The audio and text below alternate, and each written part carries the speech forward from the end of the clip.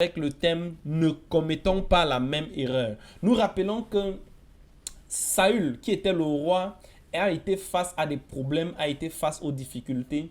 Et ce qui se passe, c'est qu'il a eu tellement peur. Il a eu tellement peur au point où il est allé consulter Dieu, il a consulté les prophètes, il a cherché le Seigneur. Mais la Bible nous enseigne que Dieu n'a pas répondu. L'Éternel n'a pas répondu à Saül.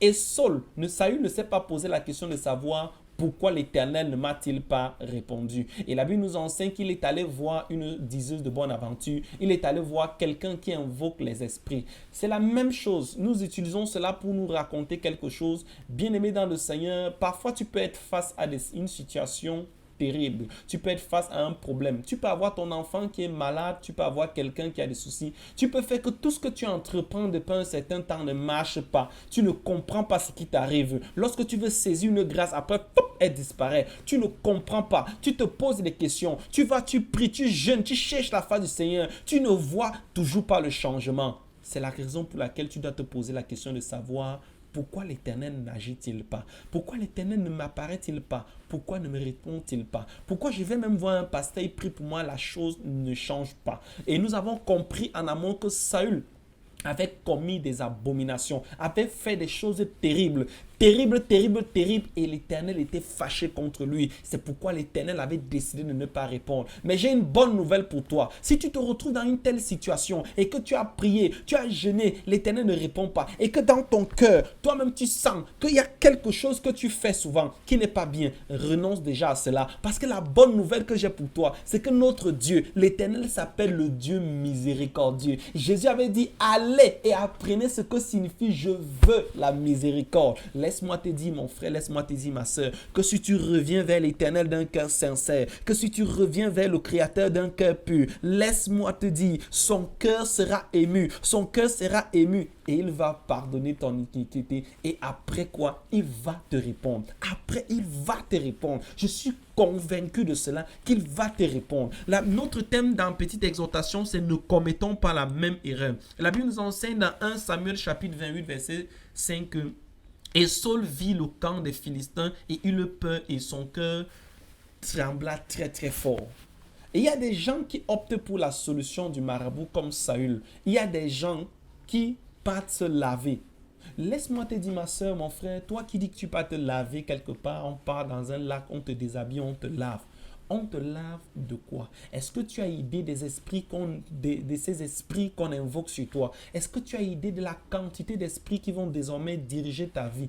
Laisse-moi te dire que le marabout ne peut rien. Le marabout procède par ce qu'on appelle la négociation d'esprit. Tu as mal à la tête. Le marabout pas prier, pas faire ses incantations et il travaille avec l'ennemi. Lui-même, parfois, il est inconscient. Il enlève le mal de la tête, il peut mettre au niveau du pied et après, avec un laps de temps de répit et après quelques temps, tu commences encore à manifester maintenant la douleur au pied. Si c'est que ça ne revient vers la tête. Ou alors, il peut toucher tes enfants.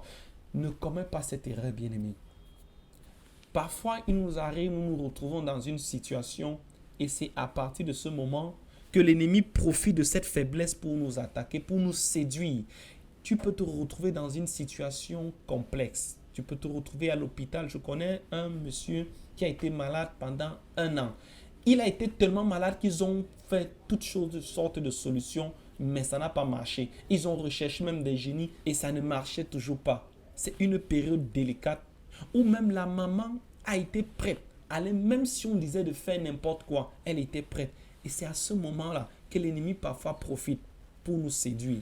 Lorsque tu vas voir l'hôpital, ton enfant est déjà sur le point de mourir. Ça ne va pas, ça ne va pas. C'est là où quelqu'un va sortir. Il va dire, je connais quelqu'un. Il faut faire un truc avec la grenouille. Il faut partir dehors. Il faut tuer le porc. Il faut attendre maintenant que les génies passeront et ton enfant sera guéri. C'est là où tu seras prêt à accepter cette solution. Je dis, je connais quelqu'un qui cherchait un enfant. Il cherchait tellement un enfant avec son épouse. Ils sont allés même dans un village. On leur a proposé quelque chose. La personne qui devait traiter son épouse a posé la question à savoir quel genre d'enfant tu veux. C'est comme s'il fallait passer une commande. Et c'est comme ça qu'on lui a donné un produit. Mais la grâce qu'il a reçue, c'est qu'avant d'arriver chez lui, une maman est venue lui a dit, mon fils, si tu es sage, n'entre pas avec cette chose chez toi. Ce sont des réalités. Parfois, nous sommes désespérés. La famille se moque de nous parce que tu n'arrives pas à enfanter. Tu es tellement désespéré que tu es prête même à aller où il ne faut pas, parce que tu recherches de l'enfant. C'est comme ça qu'il peut t'arriver de commander des enfants dans le monde des ténèbres et des enfants qui vont venir détruire seulement tout. Et c'est la même chose. Tu ne supportes pas, tu peux traverser pour des moments tellement difficiles que c'est à ce moment que l'ennemi vient te séduire. C'est en ce moment que l'ennemi vient te tenter. Mais que nous dit la parole de Dieu? La Bible nous enseigne quelque part dans 2 Corinthiens chapitre 12 versets 8 à 9 que 3 fois j'ai prié le Seigneur de me délivrer. Paul était dans une situation où il avait mal. Il avait tellement mal. Il avait aussi mal. Il a prié par 3 fois. Et nous connaissons qui était Paul. Nous connaissons les révélations qu'il a eues. Nous connaissons quel était son rapport quelle était sa relation avec le Seigneur. Mais la Bible dit qu'il a prié 3 fois pour être délivré. Et la Bible nous enseigne. L'Esprit nous enseigne. Ce passage a été écrit non pas au hasard, mais ça a été écrit parce que nous devons retenir quelque chose. L'Esprit a parlé. La Bible dit que le Seigneur a dit, mais ma grâce te suffit, car ma force s'accomplit dans la faiblesse. Je veux te rappeler, mon bien-aimé, que c'est dans cette période-là que tu dois davantage t'accrocher à Jésus. C'est dans cette période difficile que tu dois davantage t'accrocher à Jésus. Et nous devons être prêts à accepter la décision du Seigneur. Nous devons être prêts à accepter la décision du Seigneur, mais nous devons prier, nous devons gêner et nous devons nous attendre seulement au secours de l'Éternel. Parce que la Bible nous enseigne que les bénédictions de l'Éternel ne souffrent d'aucun chagrin. Lorsque l'Éternel va guérir, ta guérison ne souffrira d'aucun chagrin. Ça sera une guérison, un point, c'est tout. Bien-aimé dans le Seigneur, c'était un personnage biblique et le thème dans cette petite exhortation, c'était ne commet pas la même erreur que Saul a commis, d'aller visiter les marabouts, d'aller visiter les tradis praticiens, d'aller visiter ceux qui lisent, ceux qui te disent que ton destin sera comme ça là. Hein? Ils lisent ton destin, que demain sera ceci. Ceux qui partent consulter l'horoscope et voir s'ils auront la chance. La Bible dit que ne fais pas cette erreur. La Bible dit que ne pas chercher les livres d'interprétation des rêves pour croire que c'est ça qui va te donner la solution. La Bible dit que la solution vient de l'Éternel. Et je veux t'encourager, mon frère, je veux t'encourager, ma soeur, à comprendre que Jésus est la réponse à ton problème. La solution est entre les mains de Jésus. Bien-aimé dans le Seigneur, c'était personnage biblique avec le frère Émile que je suis.